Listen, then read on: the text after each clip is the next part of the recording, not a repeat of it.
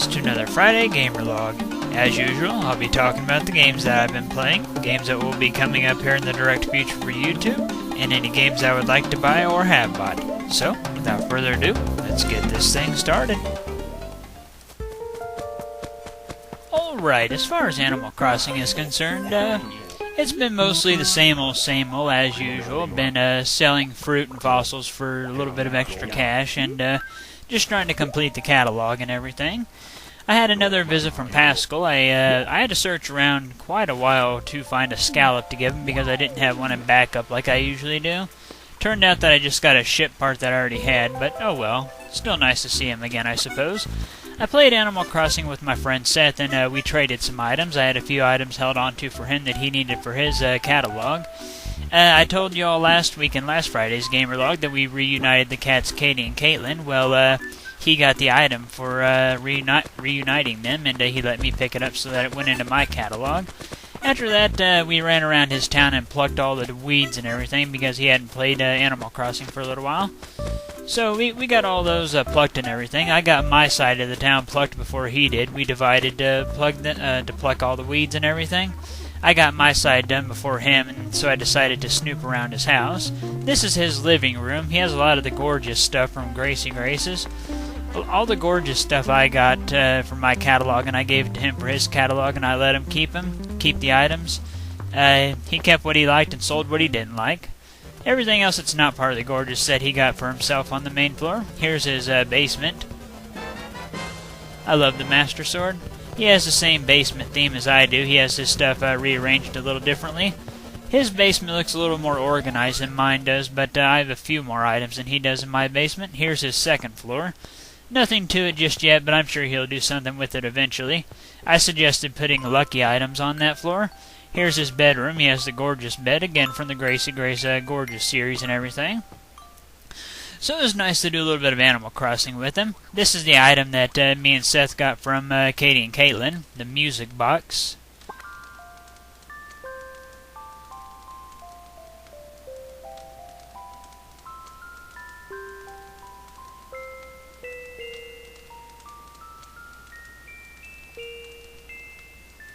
That's a pretty little tune. I like the way how that sounds.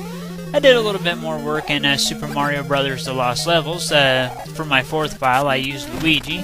Yeah, I'm trying to switch it up between Mario and Luigi for each playthrough. That way I don't get too bored of it. And I've said this before in another Gamer Log, but I definitely think that Luigi is much more of a challenge to beat Lost Levels with than Mario. Luigi may have a high jumping power over Mario, but man, that traction of his is so terrible it causes me a lot of unnecessary deaths. Whatever the case, so I played through Lost Levels again, this time using Luigi, and of course using the one-up trick in the first level and everything. And I beat the game again. I got my 4th star and whatnot. It's always fun to play this game if you have tons of extra lives. If you're very limited on your lives, then this can be a very frustrating Mario.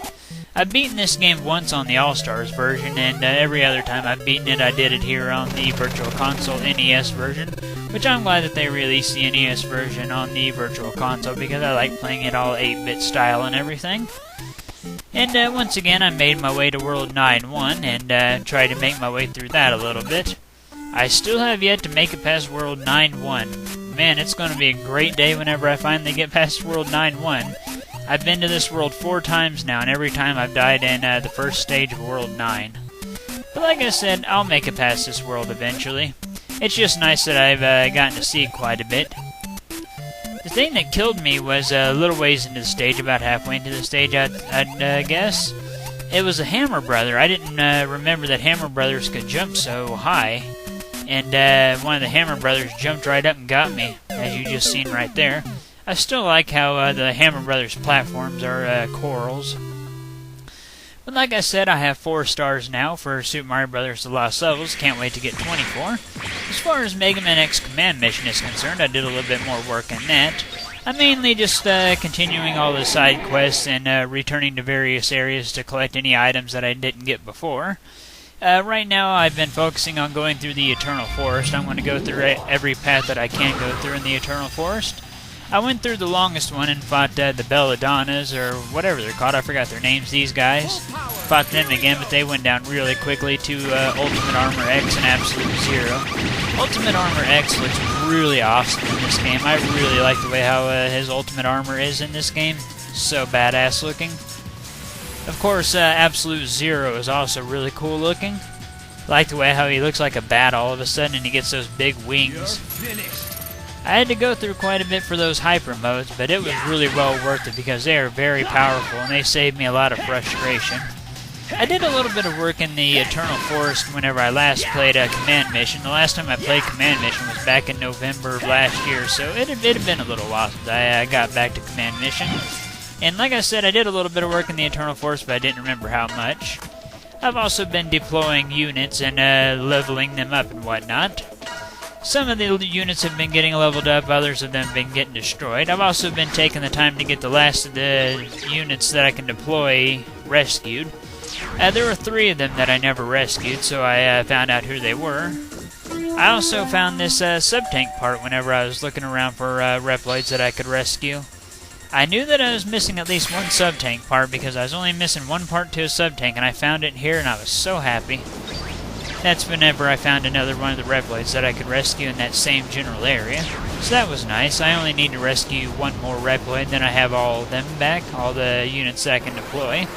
As far as the Mind Flayer Summon Hunt in Final Fantasy IV The After Years is concerned, I'm still not having too good of luck at it.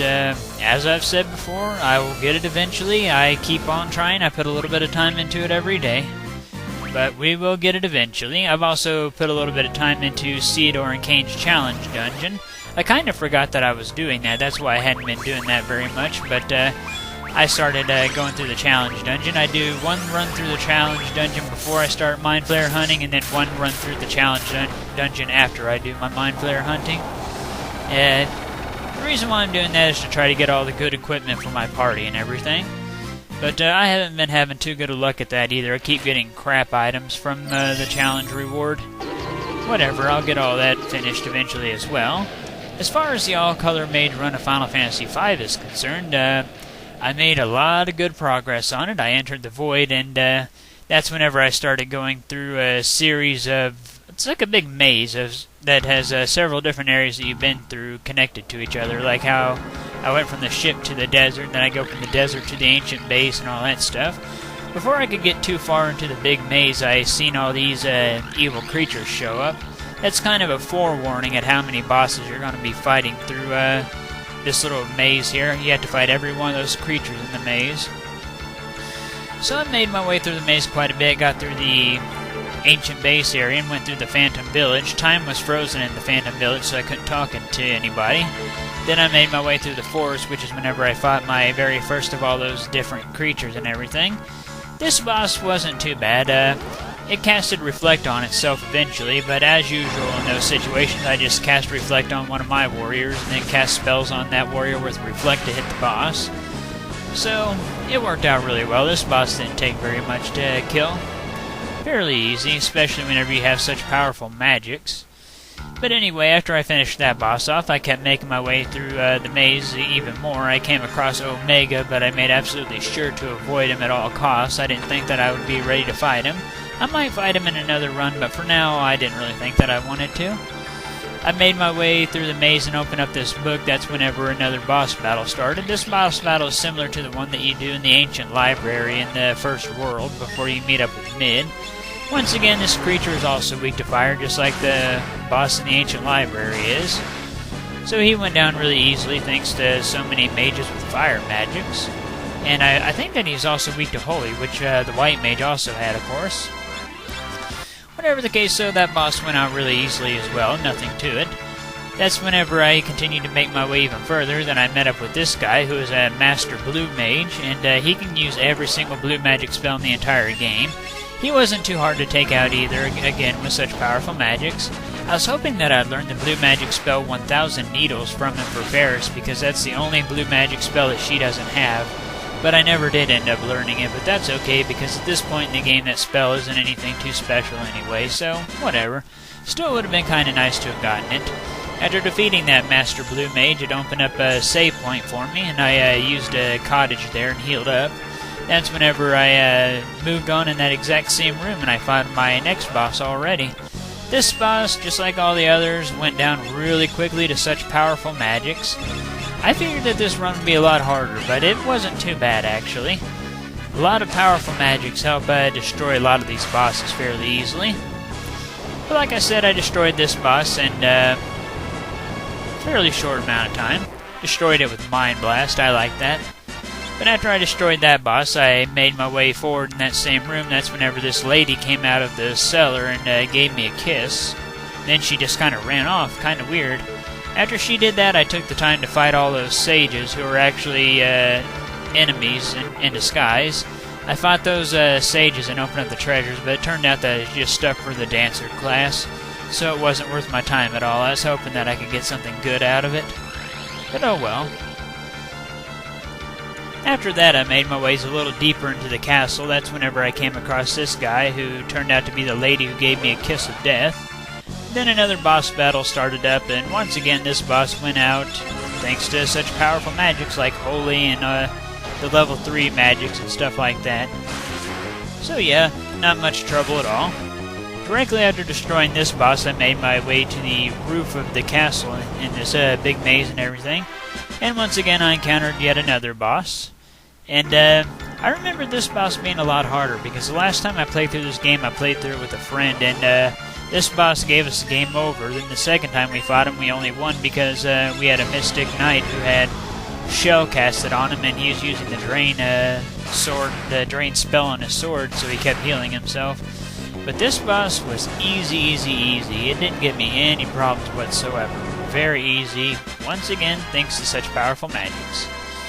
Once I destroyed that boss, I was able to actually enter the deep void or whatever. I was out of the maze and I was able to actually enter the void and whatnot. I guess it's not really the void. I keep calling it the void, but I don't know what else to call it. But I entered that area. It might be the void, actually, because I remember Gilgamesh got sent there, and that's whenever we came across Gilgamesh. I don't know, kind of weird. Either way, we wound up here, and after walking forward just a little ways, that's whenever we met back up with Gilgamesh. That's whenever a little scripted battle started. We beat up on Gilgamesh for just a little while, and then some dialogue started happening, a lot of dialogue. That's whenever he pretty much said that he hopes that he can see the party members again, and hopefully next time they see each other it will be as friends. That's whenever the battle ended and Gilgamesh made his way out. And then I made my ways a little deeper into this area. That's whenever yet another battle started. This guy has 4 barriers protecting him, and each of the barriers has a Reflect on, so as I said before, every time that happens I cast Reflect on a party member and Reflect spells out the party member, so that worked. Once I dealt enough damage to this boss, Gilgamesh showed up and sacrificed himself to destroy the boss for us. So that boss was all down and out. Once that boss was destroyed, a checkpoint showed up, a save point. So I healed with a cottage and made my ways a little deeper into this area. That's whenever I came up to Exdeath face to face, and the final battle of the game finally began. He made a gigantic tree appear, and you can see him inside of the tree. You see his face and everything. Kind of weird that the final boss of a Final Fantasy game is a freaking tree, but whatever, I guess. He wants to give oxygen to the world. There is a little bit of good in this bad guy. I guess, anyway. Either way, he sent the 4 party members to the void after sucking up a lot of their friends that were affiliated with the party members, like Sid and Mid, the people that live in Galuf and Kara's castle, the people that live in Tycoon, stuff like that. Then after that, he trapped the 4 party members. That's whenever the 4 warriors of Dawn showed up and helped them escape that area. Galuf, Dorgan, I think Dorgan was Bart's dad. Yeah, that's right. Then Kelgar the wolf guy and Zazat. They all showed up and helped the 4 warriors escape this area. Then another helpful person also happened to show up just in the nick of time. They destroyed that area and released our 4 warriors. Exdeath was like, what happened? Oh well, take this again. Tries to do it again. That's whenever Lennon Ferris's father shows up to stop it, King Tycoon. Thought that it was cool that King Tycoon got to show up and do a little bit of good for us. Pretty neat. After that, the final battle of the game started, and Exdeath has two forms, Exdeath and Neo Exdeath. Exdeath went out really quickly. I used Dark Spark, and then level 2 old Dark Spark again, then level 5 Death, and killed him off instantly. That's whenever he became Neo Exdeath. Neo Exdeath has 4 different parts to him, and each part has a lot of HP. I expected this battle to be a lot more difficult than what it was, but thanks to having stat boosting spells, tons of spells to bring warriors back from the dead, and really powerful attack magics, you name it, I was well prepared. None of the forms of Neo Exdeath had anything on me. Even Neo Exdeath's most powerful attacks couldn't really do much to us because we have such high magical defense, and then on top of that, we can just heal whatever damage gets done to us. I did end up using 1 elixir on each of the 4 warriors, but it was mostly to recover their MP, not necessarily their health. But getting all their health back was definitely a nice bonus, of course. Like I said, though, Neo Exdeath wasn't anything at all. I didn't separate any attacks or anything. I always focused all my magic on one particular part of Neo Exdeath until that part was destroyed, then I moved on to another part. I never separated the damage at all. But once again, thanks to having so many powerful magics, so many protective magics, so many healing magics, you name it, we were beyond well prepared. This guy went out easily. Nothing to it. So yeah, with that said and done, our all-color mage run of Final Fantasy V is now concluded and everything. This run was so much fun to do. I had a blast while doing this run. So much fun. I'd always wanted to do a run with the 4 colored mages in the Final Fantasy series, having a red mage lead them through the battles and whatnot, and I finally got to do that with Final Fantasy V, and it was well worth it. I had so much fun. I expected a lot of parts throughout this run to be a lot more difficult than what they were. I was expecting certain bosses just to be absolutely destructive and just tear me apart, thanks to, having low defense and not a lot of max HP or anything, but that wasn't the case at all. All the powerful magics that we had more than made up for having lower defense and everything. Bosses never stood a chance. Who cares that you have lower defense whenever you got spells to buff up your defense level anyway? Stuff like that, Then on top of that, I had tons and tons of powerful attack magics, and that also helped out a lot. Blue mages have a variety of good spells, so my blue mage was able to help us out in lots of different situations. My main complaint as far as the 4 color mages is concerned is I felt like the red mages were a little bit too weak. Of course, they do get dual casts and everything, but whenever you're just stuck being a red mage and only a red mage, that only helps out just a little bit. Doesn't help out a whole lot, but it does help out a little bit. I mean, casting 2 Cure 2s may sound really good, but really, that still heals less than 1 Cure 3 from the white mage. I think it actually heals about the same as 1 Cure 2 from the white mage.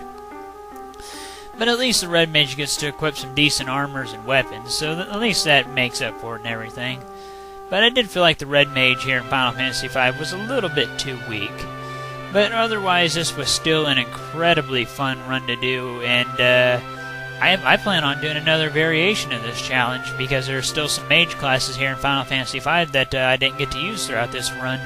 So I'm planning on in the distant future, not necessarily right away, but in the distant future, I'll probably start up another all-mage run of Final Fantasy V, and next time I'll probably use a Mystic Knight, a Time Mage, a Summoner, and for the last party member I'm kind of torn between a Geomancer or a Bard.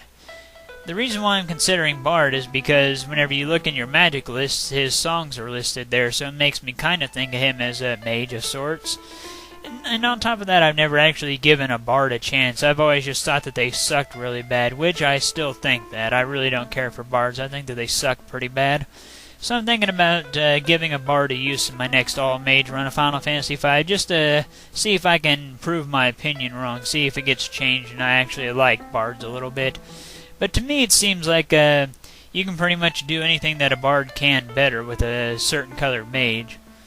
So yeah, that's just my personal view on bards. But like I said, I'm going to give a bard a chance in my next all-mage run of Final Fantasy V, and we'll see if my opinion gets changed or not. But that'll happen whenever we get to it and whatnot. Like I said though, this run was very easy, but also so much fun. I really thoroughly enjoyed this. If you're a fan of Final Fantasy V and you're mostly a fan of the mage classes and stuff, I'd recommend doing this run because I had a lot of fun with it. So yeah, it was a lot of fun. My main disappointment as far as the black mages are concerned here in Final Fantasy V is the flare spell. The reason why I'm disappointed with flare is because you can do this practically the exact same amount of damage with your level 3 bolt, ice, and fire magics as you can with flare. I've rarely seen flare hit for a ton of damage, at least no more than what the level 3 spells would. Usually flare would hit for 4,000 to 5,000 damage, which is the exact same amount of damage that my level 3 ice, bolt, and fire magics would hit for, except flare took a lot longer to go through its little casting animation, and it costs a lot more MP, so flare really wasn't all that special, at least in my opinion. I was expecting it to do, loads of damage, like 6,000 to 7,000 damage per cast of it, but that wasn't the case at all. It didn't do any more than the level 3 elemental spells. The only reason that I can see you casting flare over one of the 3 elemental spells is if you need a non-elemental spell to cast. Other than that, you're pretty much better off using Fire 3, Ice 3, or Bolt 3, or in this game's case, Thundaga, Blizzaga, Firaga, Firaga, however you want to pronounce it or whatever. But like I said, amazingly fun run. I thoroughly enjoyed it, and it was a lot easier than I expected it to be. But again, it was an incredibly fun run, and I do plan on doing this run yet again in the distant future. Once again, using Mystic Knight, Time Mage, Summoner, and most likely a Bard. I may end up changing my mind back to a Geomancer, because Geomancers are kinda like mages, I suppose, because they can constantly use the land to their advantage. And if you master the Geomancers, they give you a big boost in your magic and whatnot, your magic stats. So I might consider a Geomancer over the Bard, but right now I'm considering the Bard. I like how they show you each characters and their classes and abilities that they obtain throughout your journey. Of course, all my characters just got the abilities that they get from their certain class. It also shows each of the characters fighting against certain bosses using that particular class's skills or whatever, which is also pretty cool. The Red Mage does have a couple of abilities that he shouldn't have had. I never used them or anything, but before I got very far into the run, I had him being a knight for a while, because you get blue, white, and black mages from the very first crystal that you see get destroyed. But you don't get red mage until you see the second crystal get destroyed. So until I got that second crystal destroyed, I made Bard's a knight. So he has a few abilities that knights get, but I never used him or anything. I gave him red and dual cast. But yeah, I really do like that about the ending, how it shows you all the abilities that you got and whatnot. And like I said, this run was a lot of fun to do. I'm really glad to finally have this run concluded and everything. And I can't wait to start up another all-made run of Final Fantasy V. Very, very fun game. And in my opinion, Final Fantasy V has the best job system of all the Final Fantasy games that I've played. And I mostly just play the earlier Final Fantasies, like Final Fantasy VI and under. But we got all that concluded and everything, and I went ahead and decided to start up a file in Super Mario Kart for the Super Nintendo. Whenever I bought Super Mario Kart a really long time ago, it already had all the gold medals unlocked on it, or all the gold trophies, I mean. So I've never actually had to go through Super Mario Kart and get all the golds on my own or anything. So I'm doing that now. I'm going to actually go through and make sure that I earn all the golds. That way, whenever I play this game, I can look at it and say, I did that. I unlocked those. So yeah. And this has been a really fun game. I used to play this game all the time with my dad whenever I was a kid, because he bought it for me and he used to play it with my older brother, and so he started playing it with me. I discovered rather quickly that Bowser and Donkey Kong Jr. aren't the characters for me in this game. I thought that I remembered using Donkey Kong Jr. all the time whenever I was a kid, but maybe I was just used to different controls back then or something. But I'm going to give all the characters a good chance. So far, my favorite character is the Koopa Troopa. But like I said, I'm going to give each of the characters a fair chance and whatnot. But like I said, I thought that I remembered using Donkey Kong all the time as a kid, but that wasn't the case at all.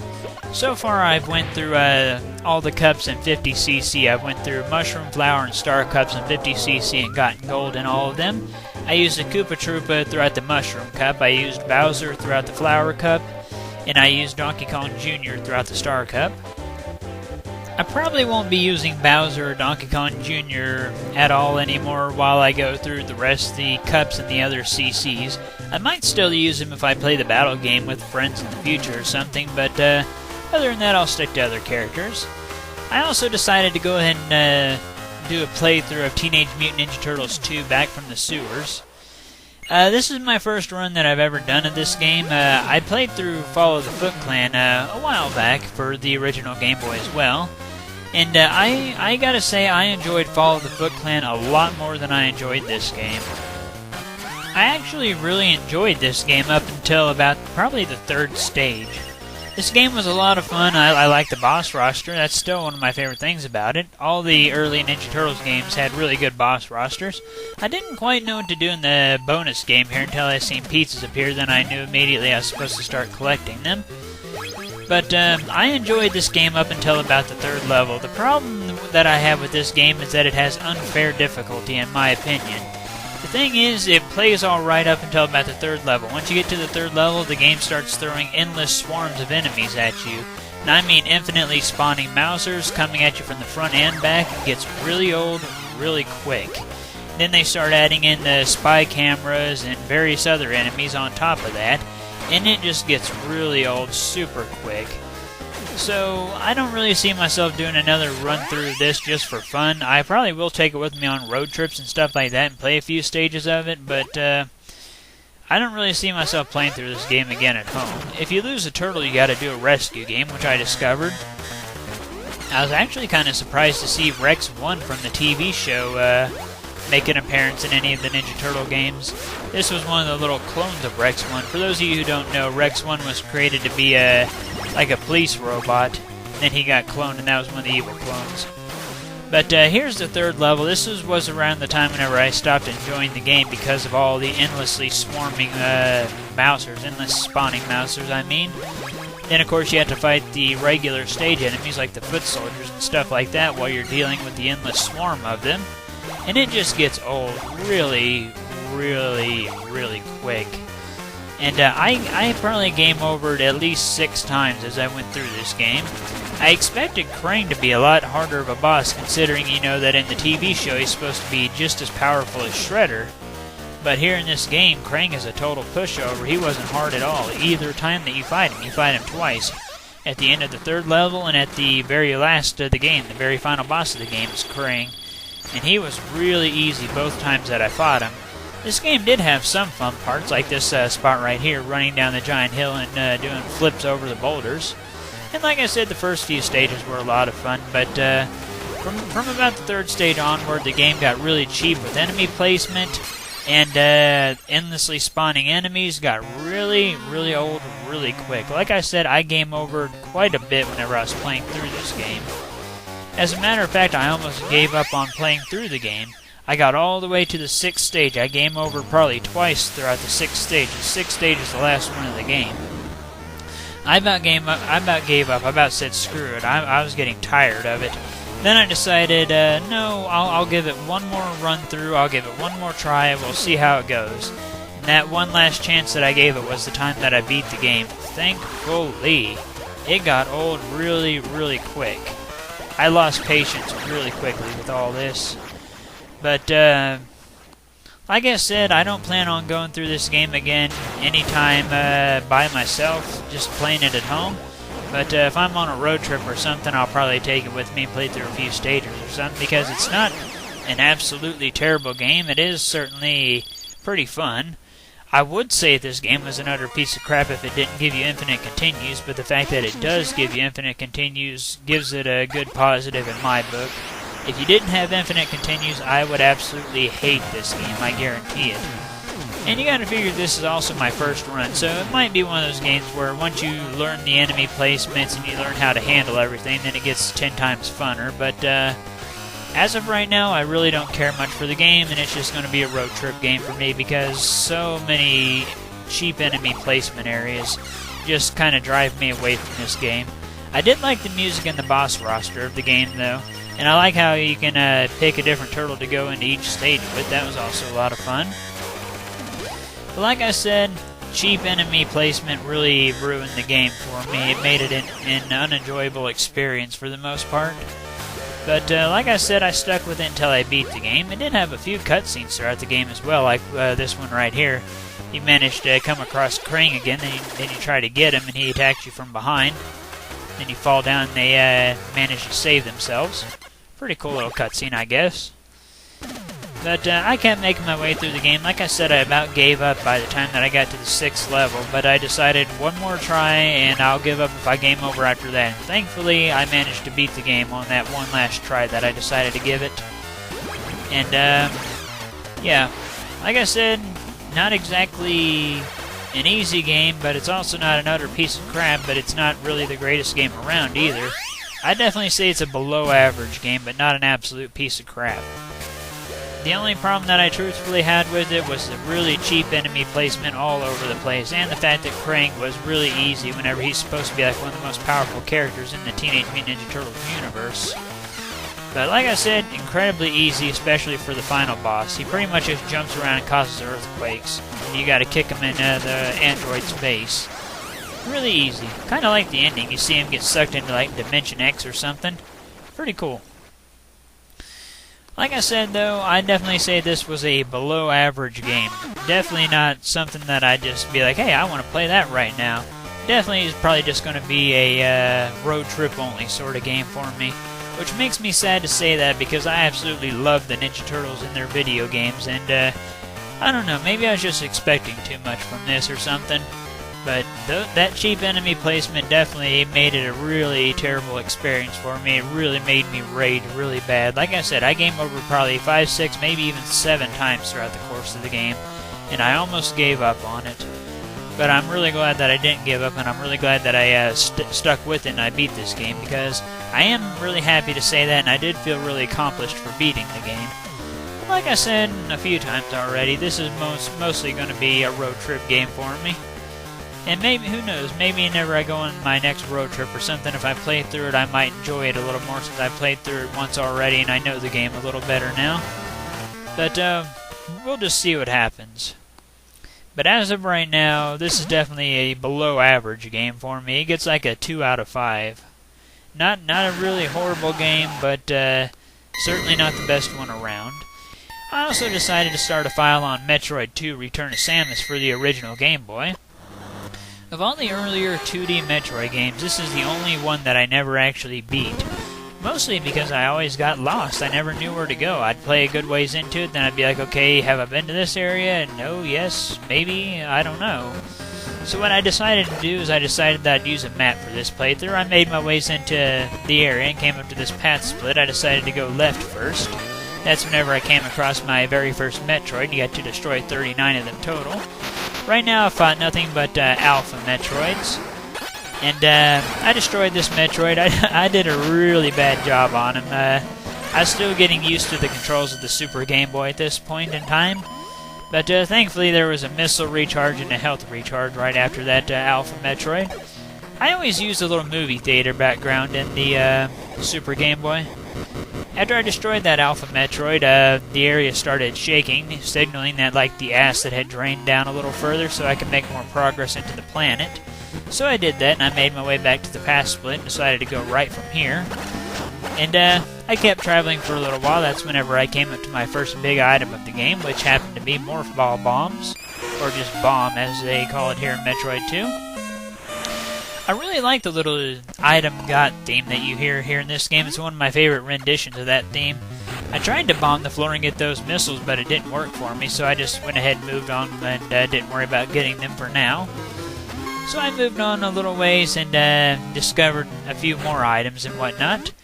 I discovered an energy tank. Once I got that energy tank, I went back to where I got the bombs and bombed the floor and got that missile expansion that I mentioned just a moment ago. And then I came back this way and headed to the right past the energy tank. That's whenever I came up to an area that had quite a few missile expansions. And I found a missile expansion in the ceiling, but I never managed to get it. I tried to do some kind of tricky bomb jumping to get me up there, but it never worked out for me. So I decided that I'd come back to it later. I made a little bit more progress and found my next big item, which happened to be the ice beam. If there's one thing that I would have liked to have seen done a little bit differently in the first two Metroids, is I wish that you could carry more than one beam with you at a time. But that's okay. I wound up discovering this item here, but I couldn't get to it, so I just made my way back the direction that I came, and I discovered that I had to go up and around in order to get to that item. Turns out that item is the spider ball, which after getting that spider ball, I returned to the room that had the 3 missile expansions in it, and I got the missile expansion that was in the ceiling. Then from there, I made a little more progress into the planet. That's whenever I came up to this path here, which happened to be yet another room with a lot of missile expansions. If there's one thing I've noticed about Metroid 2, it's that a lot of the missile expansions are really close to each other, or they're like all within like one general area or packed together in rooms together. I would have liked to have seen them split up just a little bit more, but that's okay. I mean, getting some extra missiles all at once isn't exactly a bad thing, I suppose. Whatever the case, though, I made my ways a little deeper into the planet and everything. Continued moving on. I got quite a few items before I fought my next Metroid, which isn't really a bad thing. Got me more prepared for it and everything. I was especially glad to have another energy tank. Like I said, though, I made my ways a little deeper into the planet. That's whenever I came up to my second Alpha Metroid, which I did a lot better job on this one than I did that first one, that's for sure. The first Metroid that I fought in this game, I did terrible on. But whatever the case, though, I destroyed that Metroid, and I continued to travel on a little further and got some more missile expansions. Then, after I did that, I made a little ways further, passed through this area, and that's whenever I eventually came up to yet some more Metroids. I made my way to the right, and that's whenever I found my third of the Alpha Metroids. Destroyed that Metroid without much of a problem. Then I headed back to the left, and I think I went down was the next direction that I went. I went down, then I came up to a path split right here, and I decided to take the left path first. And of course, that's whenever I came up to yet another Alpha Metroid, my fourth one. I destroyed him without any problems, and then I headed back to the right, after examining the room, of course. So I headed back to that path split, made my way to the right, which of course was yet again another Alpha Metroid for me, my fifth one. I haven't had too many problems finding my way around thanks to having a map online. It's not like a map of the game where they actually took screenshots and pasted them together and everything. It's kind of like a little map that was drawn out using Microsoft Paint sort of map. I'd rather use a map than a guide, because a map you have to find your own way around using it, whereas a guide tells you which path to take and everything.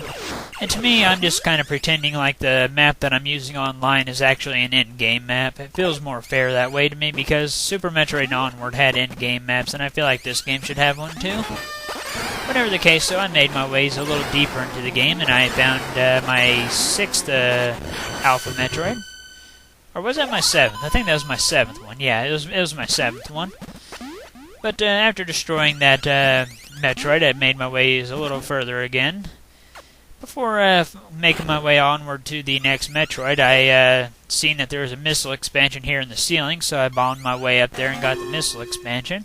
I'm not sure how many missiles I have maxed right now, to be completely honest. I haven't been able to collect enough missiles to get to max. I found yet another item, but as soon as I went to open it, this creature came out.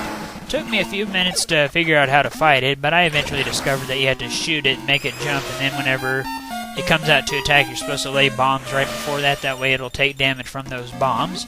For defeating that creature, I got the spring ball, or the jump ball, whichever way you want to call it. So that was a nice treasure to have. I wound up finding yet another missile expansion, which was nice.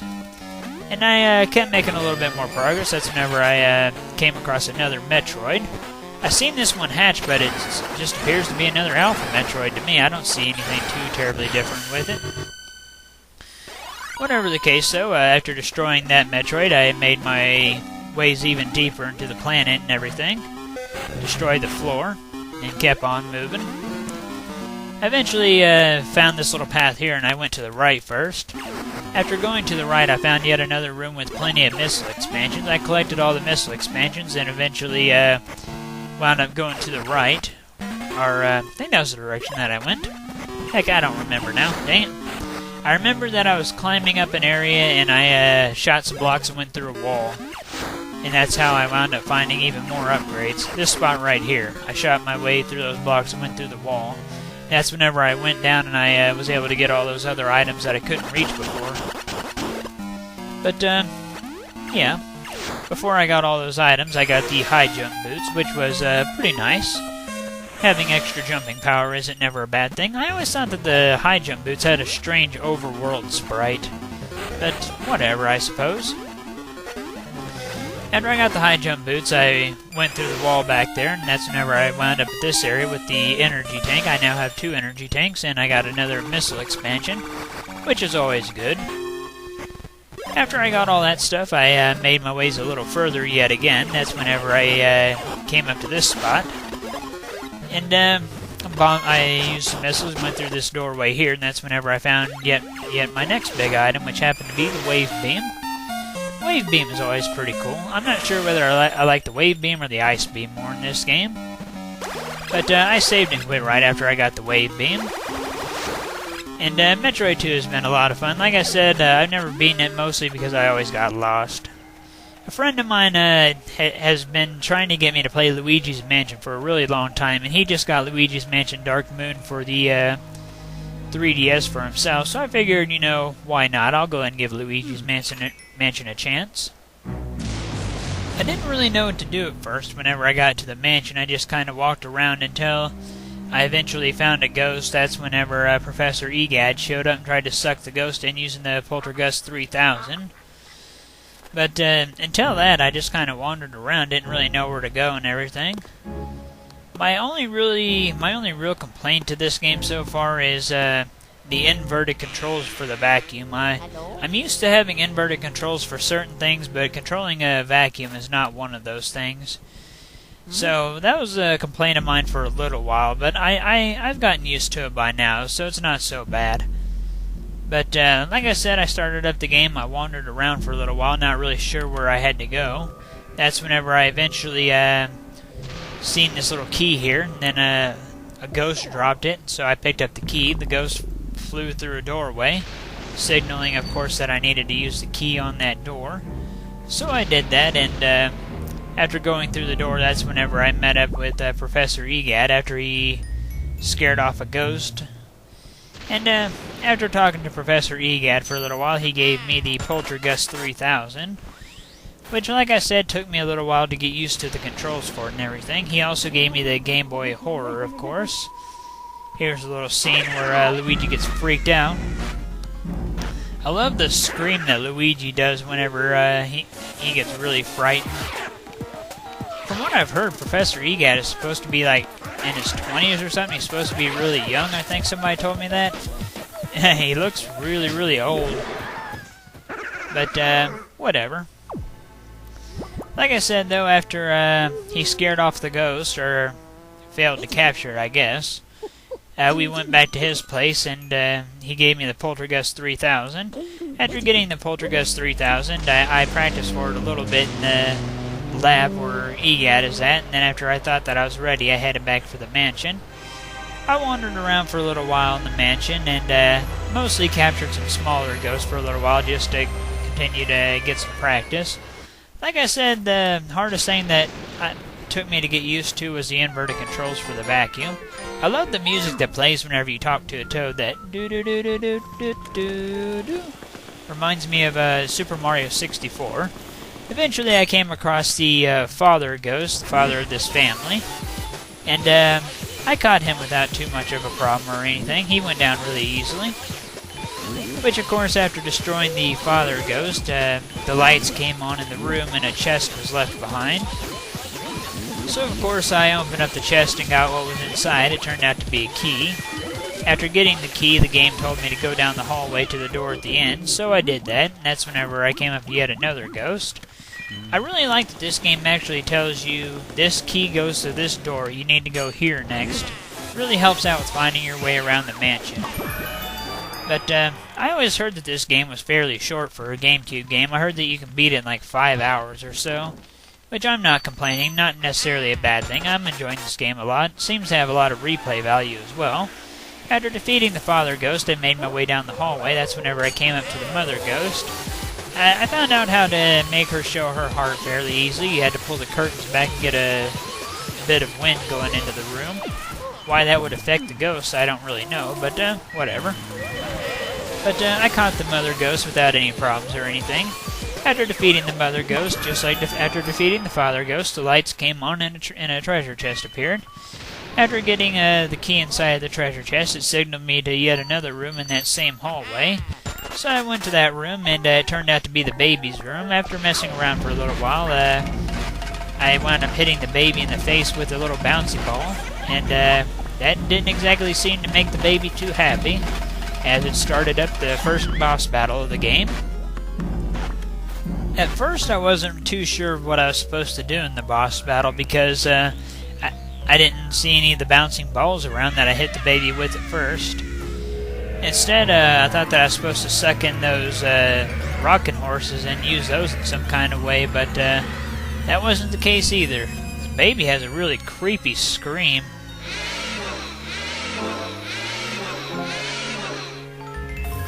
Now that he's done yelling and everything, yeah, pretty much the baby would summon some rocking horses, and the rocking horses would come flying at you.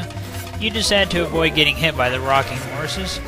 And after the rocking horses have flown by you, he'll make a whole bunch of bouncing balls go around the area. That's whenever you're supposed to suck one in and hit the baby with it. That'll make the baby show its heart, and then after that you're supposed to do your thing. Start wearing the baby down. I got the baby stuck in a corner and got quite a bit of its health down fairly easily. Overall, I didn't really think that this boss was too hard. He went down fairly easily. And after defeating this boss, Area 1 was now complete. I got a certain key for defeating him, a little special one. This key let me open up a little door that was in the main lobby of the mansion whenever you first enter it. So I did that. After the little cutscene with EGAT, I returned to the mansion and opened up this little doorway here that had like a little force field on it, or whatever that is. Which, of course, that led me deeper into the mansion to areas like the bathroom and stuff. My friend Seth taught me a little trick. He told me that if you use the Game Boy Horror on a mirror, it'll warp you back to the entrance of the mansion. That's really nice to know in case I'm ever like deep into the mansion and I need to go back to the beginning really quickly or anything. The next big ghost that I wound up fighting with was the ballroom dancers. I had to take a bunch of masks off a Shy Guy ghost before I could fight them, but that wasn't too hard. At first I couldn't figure out what to do to get the dancers to show their hearts. I just walked around in circles on the little spinning platforms, and that seemed to do the job. And of course, after defeating the ballroom dancers, I got another key. The lights came back on. I went into the door behind that. That's whenever I uncovered this switch here, and I pressed it, and that wasn't such a good idea because it released a whole bunch of boos. A lot of them, 50 to be exact.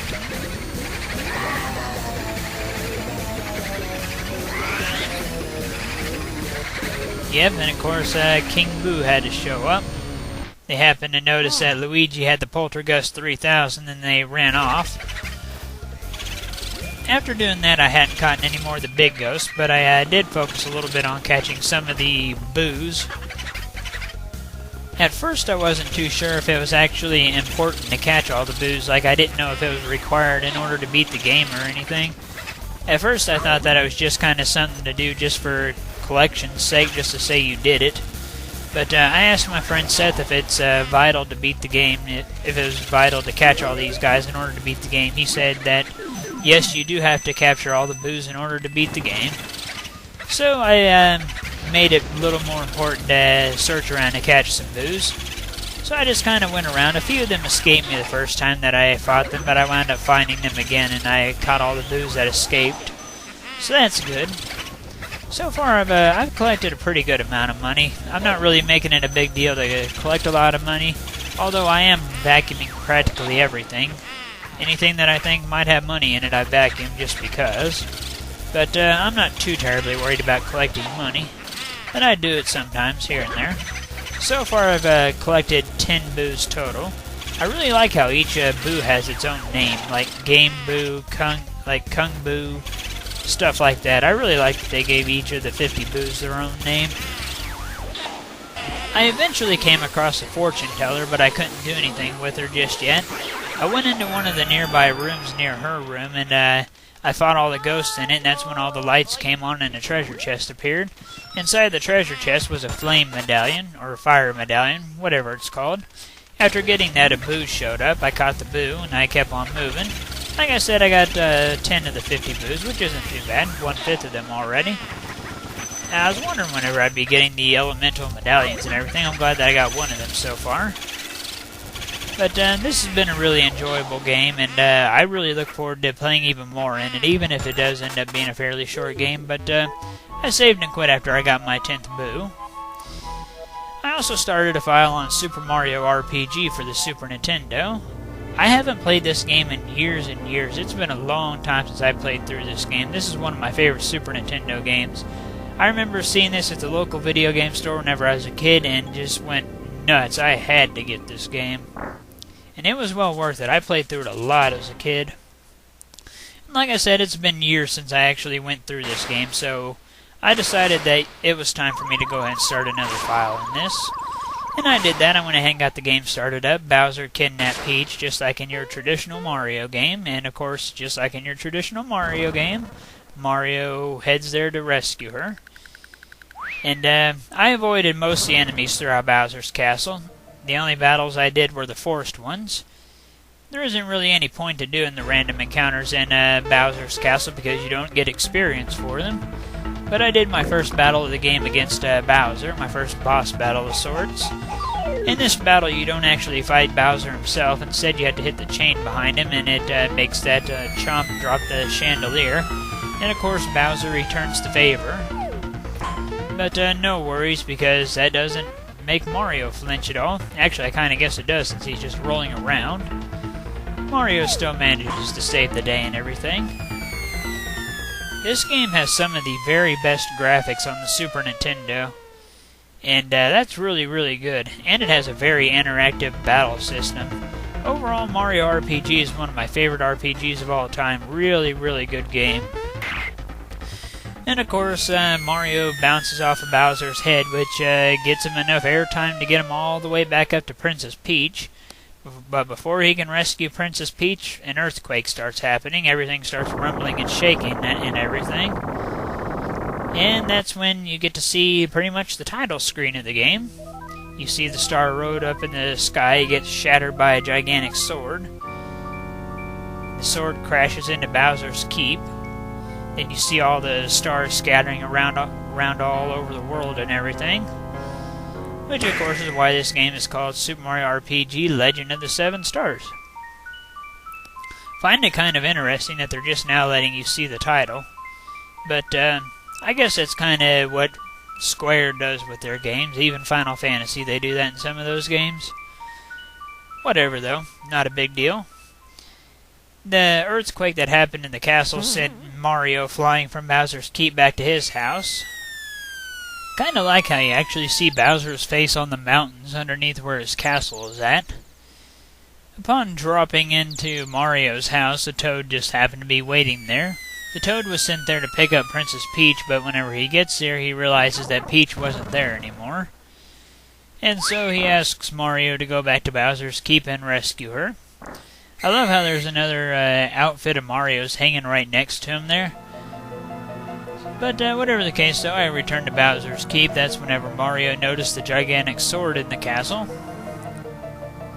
The sword pretty much just said this castle belongs to the Smithy gang and get out of there. And the sword wound up destroying the bridge, so there's no access to the keep. And so from here I went right back to Mario's house and gave the news to the Toad. I really like how everything in this game is done in charades. Every time Mario tries to talk, he does it using charades. That's really unique, in my opinion. Cracks me up a lot too. But Right after all that, I made my way through Mushroom Way, or the Mushroom Path, or something like that. I forget what it's called. The path leading from Mario's house to Mushroom Kingdom. I had to rescue Toad several times throughout the path, including from Hammer Brothers, which happened to be the boss of this area. They went down really easily. I used the jump spell 3 times, and I normal attacked one of them to kill it. Overall, a really, really easy boss battle, and after I defeated them, I got to keep one of the Hammer Brothers' hammers as a weapon for Mario, which is pretty nice. I like that Mario fights with his fists and stuff, and he actually isn't too bad at it. But having the hammer was really nice. After I got the hammer, I went and seen the person in charge at Mushroom Kingdom, and he pretty much just said, please save the princess and everything. We dropped the news that we couldn't get to her. Once again, Mario had to do it in charades, which I really liked that. I like how if you try to visit Peach's room, there's somebody in there that tells you to stay out of her stuff. I think that there's a way to get the item that's hidden behind the chair, though, later on in the game. We'll get to that whenever we get to that, though.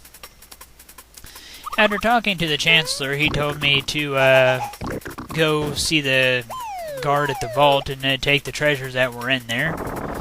So, of course, I went and did that and got a few of the treasures. Mostly just smaller stuff, but still kind of nice to have. I got an extra flower point. For those of you who don't know, flower points are your MP in this game. So, the more max flower points you have, the more you can cast your magic, so that's always good. I also got 10 coins, which I guess that's an okay amount for this point in the game. And I got a free full heal from this mushroom here.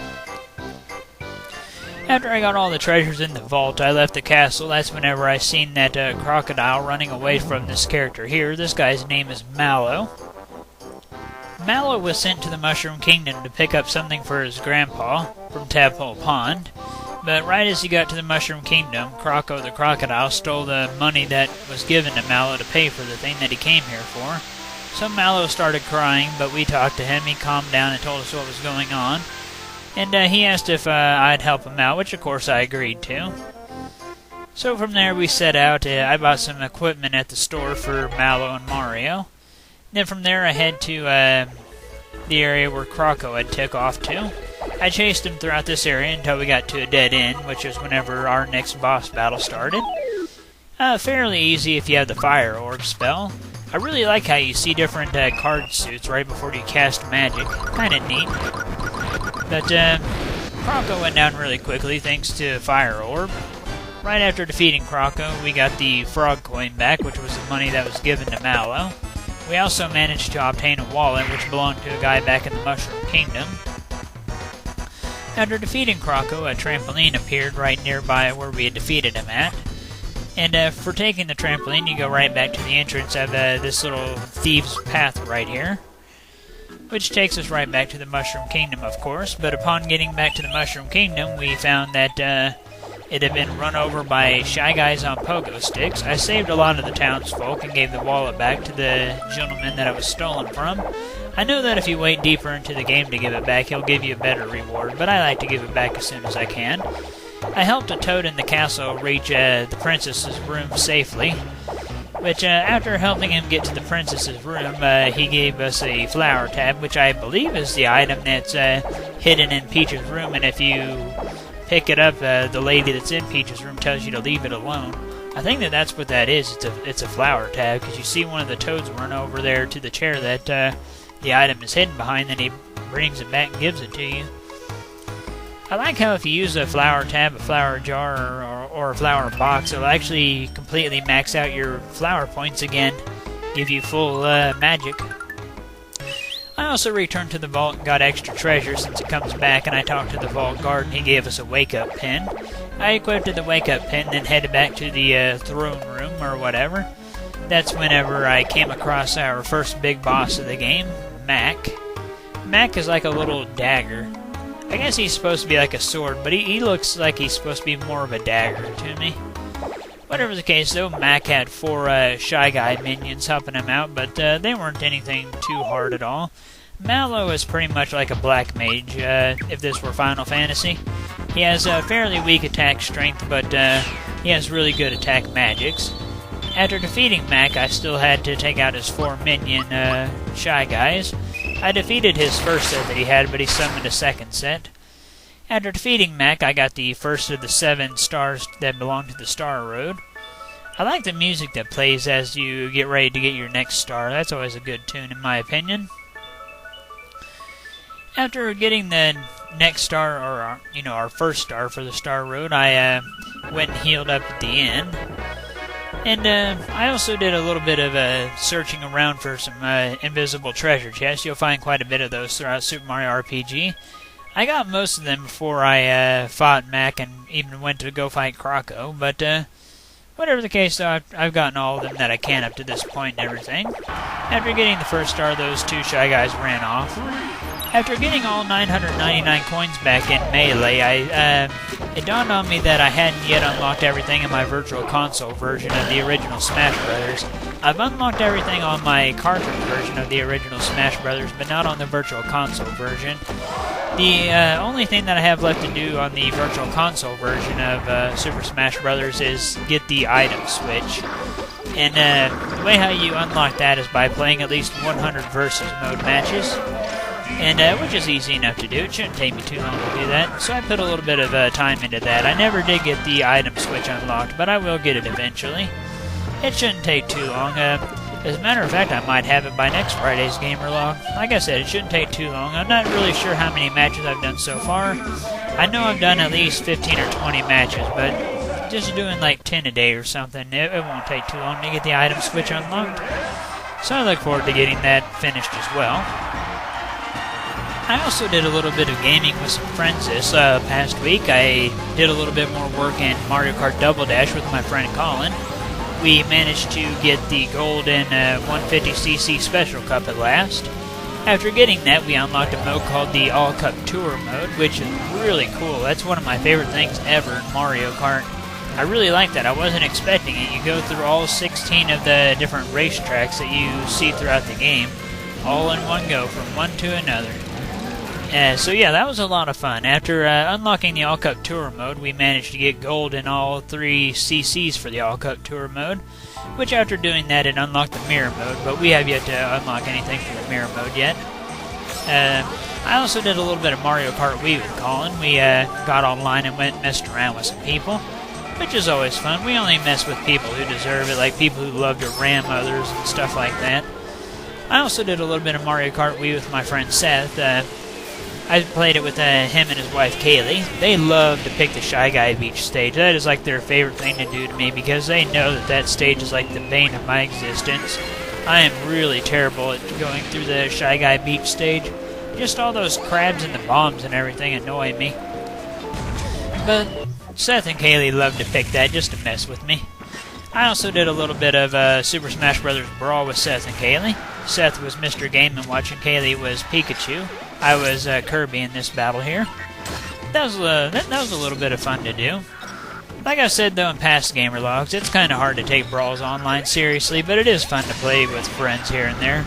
I won't play it competitively online or anything because it's so terrible, but I'll play just to kind of mess around with friends. So that was fun to do. I also did a little bit of Excitebike World Rally with my friend Seth, but I forgot to get footage of me playing with him, but oh well. We're at about 200 points now as far as our point totals are. We have to get another 50 points each to get our next bike. So we're not too much further from getting our next bike, and I look forward to getting that finally. But Excitebike World Rally is quite a bit of fun to play through with friends and everything. I played through it with just anybody quite a bit too, because that's another way how you have to unlock some of the bikes. But sadly, I can't find many just normal players online very often anymore. I also did a little bit of Dr. Mario with my friend Seth, but I also forgot to get footage of that, so here's me fighting a computer opponent. It went pretty much the same as it usually does. I get to mess around with Seth quite a bit. He holds his own pretty well, though. Dr. Mario is always fun. I like the fever theme that plays whenever you're playing Dr. Mario. Really, all the songs in Dr. Mario are really good in my opinion. But Dr. Mario is a great puzzle game. It's a really fun one to play online with friends. As far as video game purchases is concerned, I just recently picked up Ocarina of Time 3D for the Nintendo 3DS. main reason why I picked this up was so that I could have portable Ocarina of Time, but having better graphics, 3D, and Master Quest also wasn't exactly a bad thing. Those were definitely nice bonuses.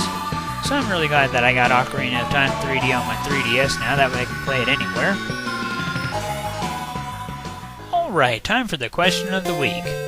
This week's question of the week will take a lot of us back to our childhood and some of us back to our teenhood.